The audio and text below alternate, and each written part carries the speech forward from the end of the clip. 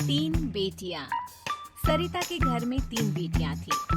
दो नौकरी करती तो एक पढ़ाई। अरे दवाई खत्म हो रही है, कोई है जो लेकर आएगा? तभी बड़ी बेटी रिया आ जाती है। हाँ पापा, ये रही आपकी दवाई। अभी खत्म होने में वैसे 2 दिन बाकी है। 2 दिन पहले ना बोले तो कौन सुनेगा? चिल्लाना तो पहले से पड़ता है ना कि सामान खत्म है। अच्छा जल्दी से छोटी चाय बना दे दीदी के लिए। जी माँ। और हाँ, पकोड़े तल लेना, बारिश का मौसम है, मजा आ जाएगा। मैं बाजार से आलू ले आती हूँ माँ, खत्म हो रहे हैं। घर का सारा काम बिल्कुल परफेक्ट चल रहा था। दोनों बेटियां पढ़ाई के बाद नौकरी कर रही थी और छोटी पढ़ाई, पिता की पेंशन और अपना मकान। लेकिन पास की कमला चाची। और रियासिया की माँ, तुम लोगों को कितने सालों से देख रही हूँ, परेशान ही देखा। भगवान एक बेटा दे देता तो। किसी जन्म का कर्म खराब रहा होगा चाची, जो लड़का नहीं हुआ। वैसे काश एक लड़का हो जाता। पास छोटी बैठकर पढ़ रही थी। वो माँ की बात सुनकर किताब बंद कर देती है और खिड़की में खड़ी हो जाती है। खिड़की के बाहर रवि, जो कि पास ही में रहता है। अरे छुटकी, क्या सारा दिन किताब में नजर गड़ाई रहती है? मैं नकल करना सिखा दूंगा, तू आराम से पास हो जाएगी। आजा, चलना, सब बाहर खेल रहे हैं। तू तो लड़का है, फिर पढ़ता क्यों नहीं? तेरे सर पर तो माँ पिता की जिम्मेदारी भी है ना। कैसी बात कर रही है यार? जिम्मेदारी मेरी नहीं, पिता की है। पिता की क्या जिम्मेदारी, बता। देख, माता पिता लड़की की शादी के लिए पैसा जमा करते हैं, उसकी शादी कराते हैं, उसे पढ़ाते भी है ना? हाँ, वो तो सभी माता पिता करते हैं। क्या लड़की की शादी नहीं करते? उसकी भी तो करते हैं ना। हाँ करते हैं, लेकिन क्यों, कैसे? सुन, वो लड़के को पढ़ाते हैं इसलिए कि वो बुढ़ापे का सहारा बनेगा। शादी करते हैं कि उसकी बीवी आकर घर संभालेगी। लेकिन बेटियों के लिए कोई स्वार्थ होता है? नहीं ना। तभी तो पैदा होते ही मुंह बन जाता है। अब तू सोच, तू किसी के घर जाए और वो तुझे देखकर मुंह बना ले तो कैसा लगेगा? वो तो पागल होते हैं। बेटियां जीवन भर माँ बाप के लिए सोच ले, लेकिन फिर भी वो उसे अपना नहीं मानते। बेटे दिन रात निखट्टू बने रहे, लेकिन उम्मीद उन लोगों से फिर भी बहुत होती है ना? चल छोड़ना, तू ये बता कि किस जिम्मेदारी की बात कर रहा था तू पिता की? अरे यही कि अगर बेटे को बुढ़ापे का सहारा और रिटर्न के रूप में देख रहे हैं तो इन्वेस्ट भी तो अच्छा करना चाहिए ना। छुटकी समझ जाती है कि समाज की सोच क्या है और चाहे जो हो जाए उसे किताब बंद नहीं करनी। तभी वहाँ बड़ी बेटी आ जाती है। माँ, अरे ओ माँ, ये ले मिठाई खा ले। क्या हो गया? लड़का पसंद आ गया क्या कोई? भैया ऐसा हो तो मिठाई ना ही खिला। चली जाएगी तो घर कैसे चलेगा? अरे लड़की को क्या जीवन भर बिठाने का इरादा है? तू बता बेटी, किस चीज की मिठाई खिला रही है? क्या हो गया? अरे पापा, आपको पता है ना, जिस डॉक्टर के अंडर में मैं काम कर रही थी, उन लोगों ने मेरे काम को देखते हुए मेरी स्कॉलरशिप पास करवा दी है।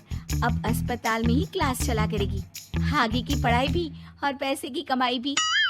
ये तो अच्छी बात है। तू पढ़ जाएगी तो छोटे को भी अपनी राह लगा लेना। बाकी मछली तो वैसे ही ऑलराउंडर है।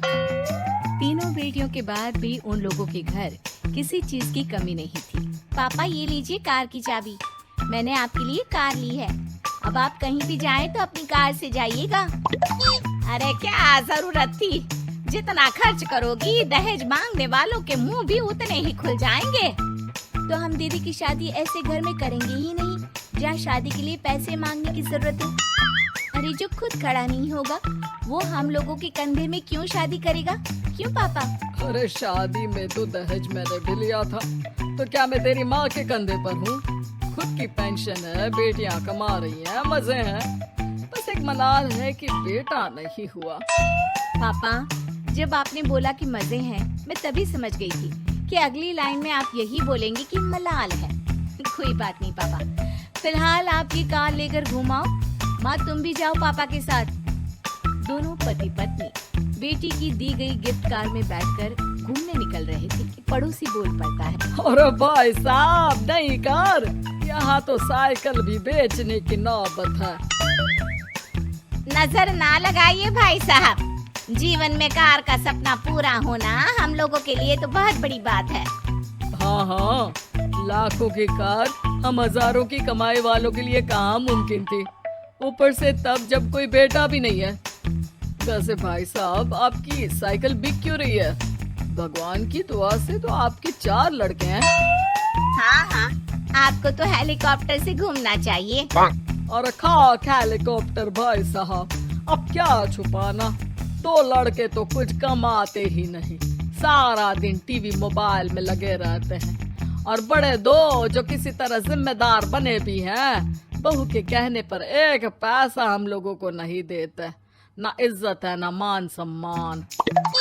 हाँ भाई साहब, भाभी बता रही थी बहू के होते हुए भी नौकरानी की तरह सारा दिन लगी रहती है घर के कामों में। आप किस्मत वाले हैं भाई साहब, जो बेटियां घर के साथ साथ बाहर का काम भी पूरी जिम्मेदारी से संभाल रही हैं।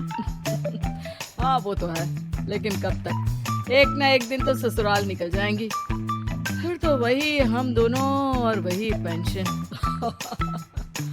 आप लोग भी कौन सा संजीवनी बूटी खा कर आए हैं। चलिए चलिए जाइए, नई कार का मजा लीजिए। अच्छा ऐसा करते हैं, मेरी बहन के घर चलते हैं, काफी वक्त हो गया है मिले। दोनों बहन के घर जाते हैं, जहाँ उसकी बहन और उसका पति बैठकर चाय पी रहे होते हैं। अरे भाई भाभी, आज रास्ता कैसे भूल गए आप लोग? अरे हम तो फिर भी भूल गए, तुम तो कभी नहीं आते हमारे घर। अरे कोई आने का साधन भी नहीं है ना, अब बस से आना हम लोगों के बस की बात तो रही नहीं भाई। अरे दीदी, 2 कार थी आप लोगों की, कहाँ गई? भाभी वो तो जिसकी थी वो ले गया। मतलब? 2 बेटे हम दोनों से अलग हो गए हैं, अपनी कार ले गए, अब हम दोनों अकेले, खुद बनाना खुद खाना। भाई बहन के घर से मिलकर बेटी की गिफ्टेड कार में बैठकर निकल जाते हैं। काश हम लोगों को भी लड़का हो जाता।